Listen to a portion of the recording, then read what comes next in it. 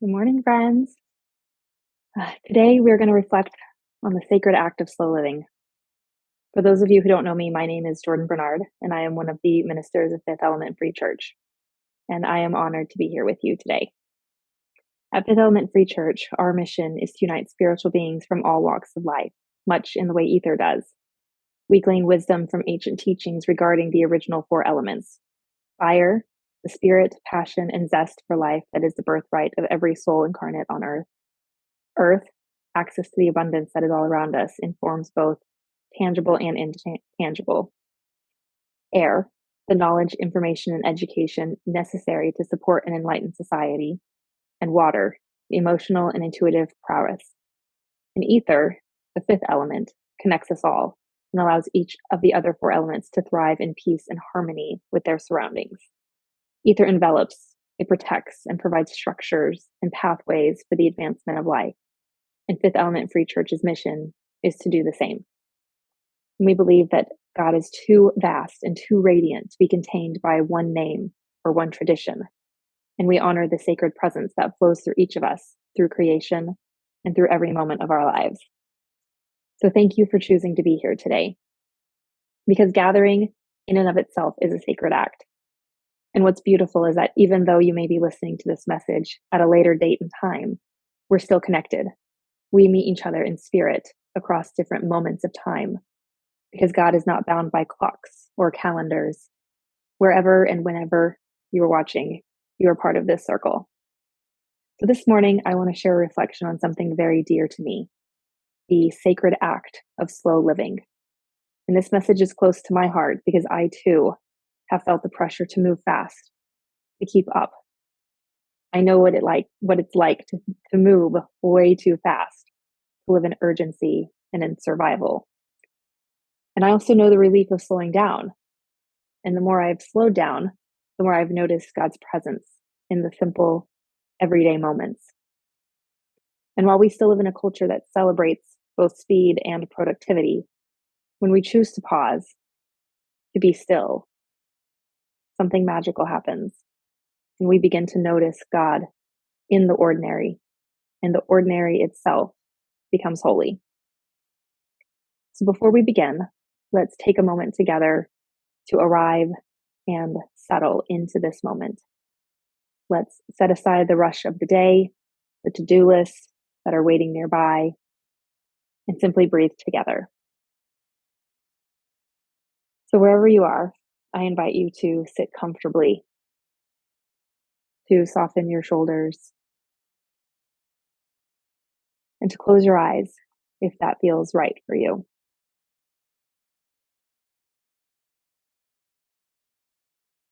And let's take a deep breath in through the nose and slowly exhale through the mouth.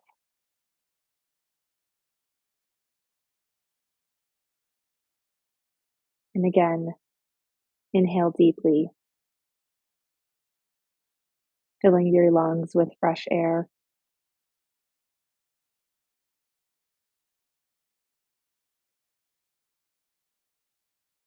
And exhale, letting go of tension and worry.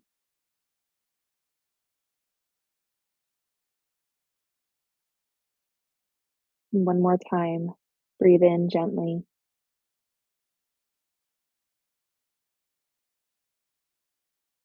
And breathe out completely, feeling yourself arriving here in this moment.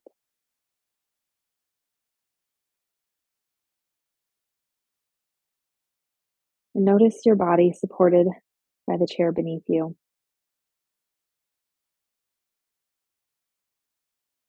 Notice your feet resting on the ground.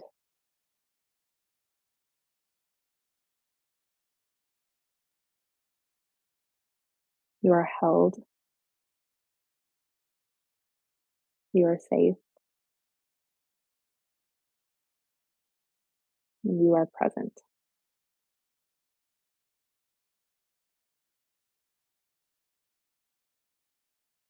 And as we breathe together, even across different moments in time. Know that we are connected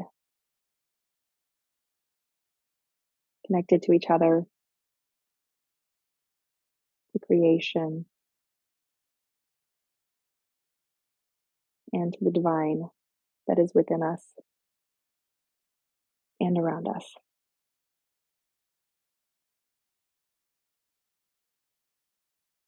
You can open your eyes when you're ready. And let's carry this sense of stillness and presence into today's message. So let's begin by asking, what does slow living really mean? Slow living is not laziness. It is not checking out of life. Slow living is about aligning with our unique and individual pace rather than the frantic pace of our culture. You see, the world tells us to go faster, to do more, to keep producing. But the divine whispers, be still, listen, and trust. Slow living is intentionality. It's creating the space to notice what is sacred. And the truth is, slow living doesn't look the same for everyone.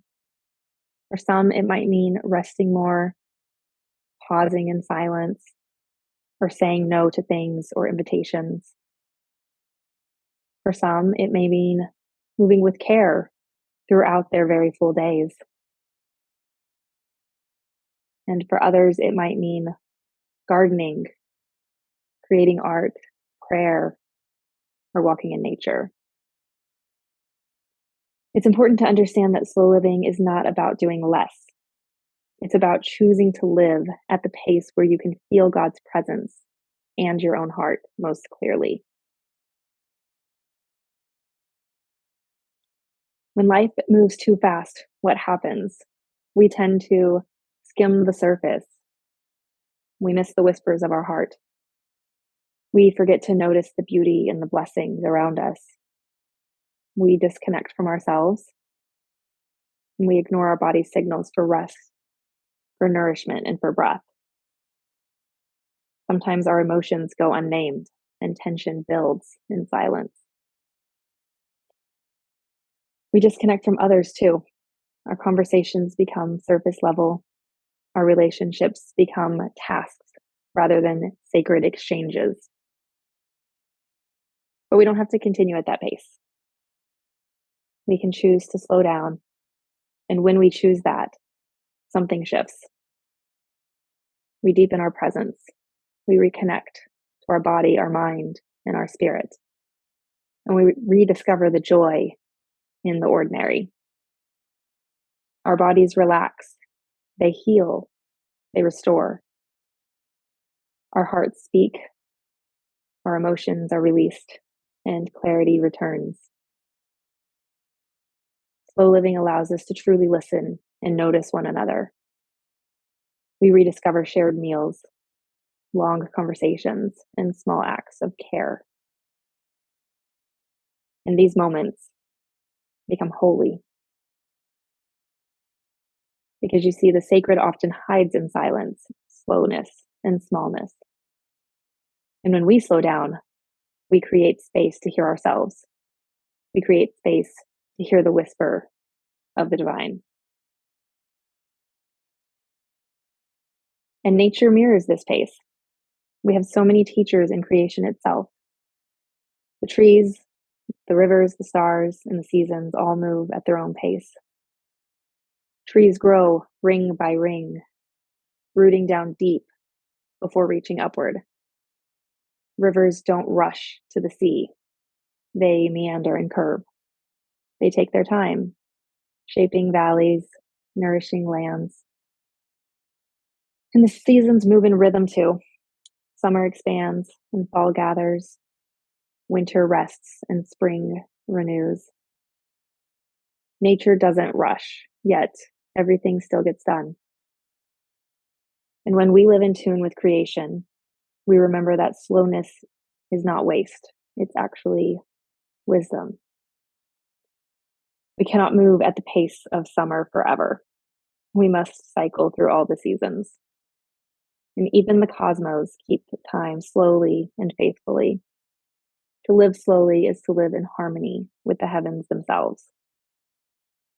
And when we begin to live at that rhythm, something beautiful happens.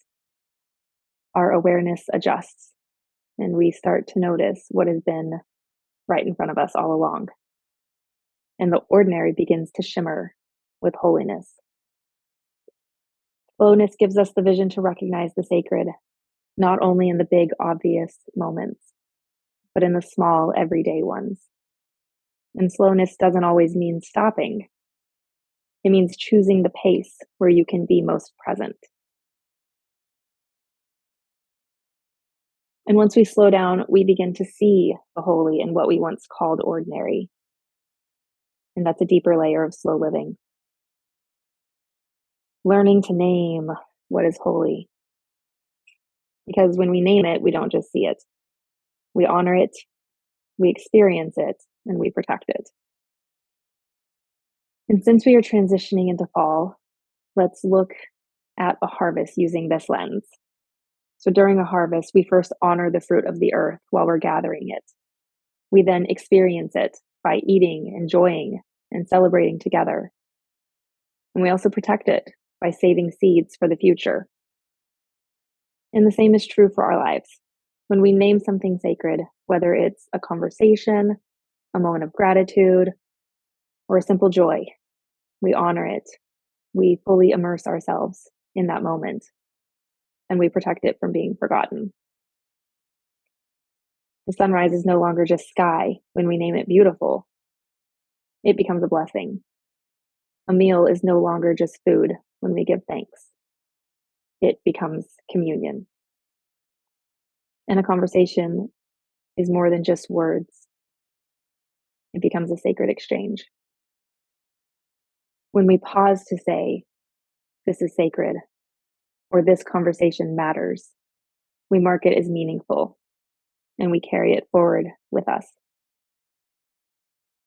So ask yourself, what in your life right now deserves to be named as sacred? Is it a child's laughter, a meal shared with friends, a moment of silence after a hard day? When you name it, you honor it. And when you honor it, you protect it. The sacred is already here. The question is whether we are moving quietly enough to see it, to call it forth, and to let it change us.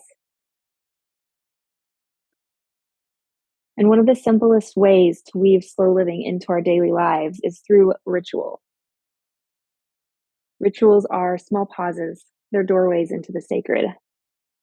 They are moments when we say, this is not just ordinary. This is important. This matters.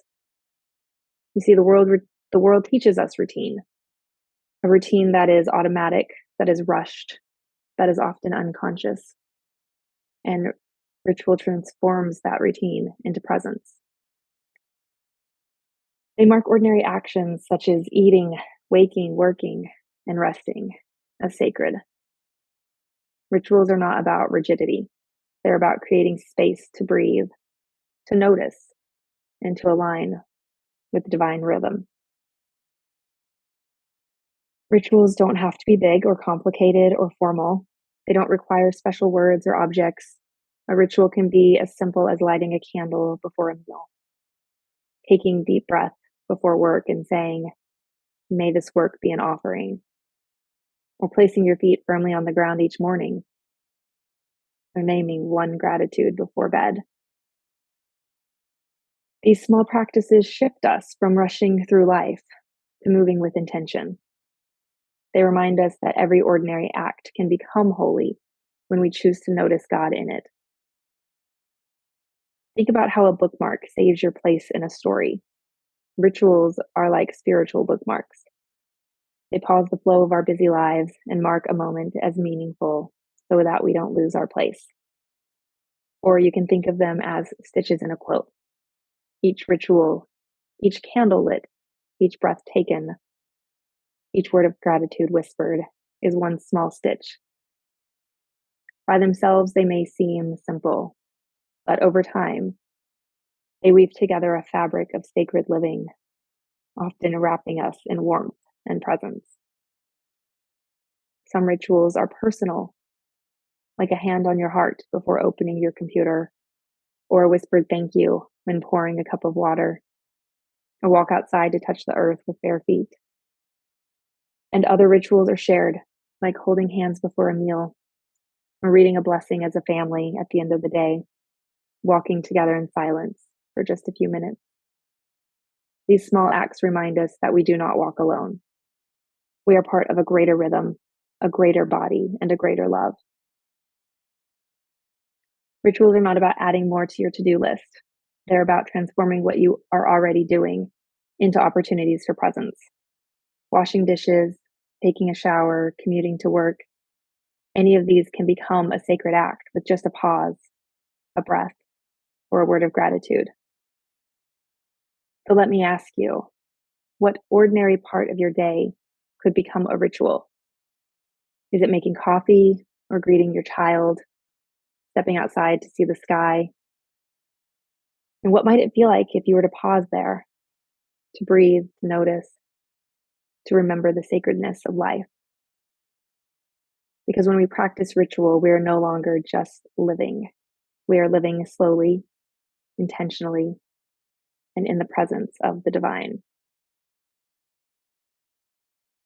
So I hope this message has illustrated the sacred act of slow living for you. Slow living ultimately aligns us with God's rhythm. And nature teaches us that slowness is sacred. And the act of naming transforms the ordinary into the holy. And rituals weave holiness into the fabric of our everyday lives. And I'll remind you again that slow living is not laziness, it is wisdom. It's entering life more fully at the pace where you can feel God's presence and your own soul most clearly. And that is your sacred rhythm. So I'll leave you with this. Where in your life are you being invited to slow down? Where might the holy already be waiting for you?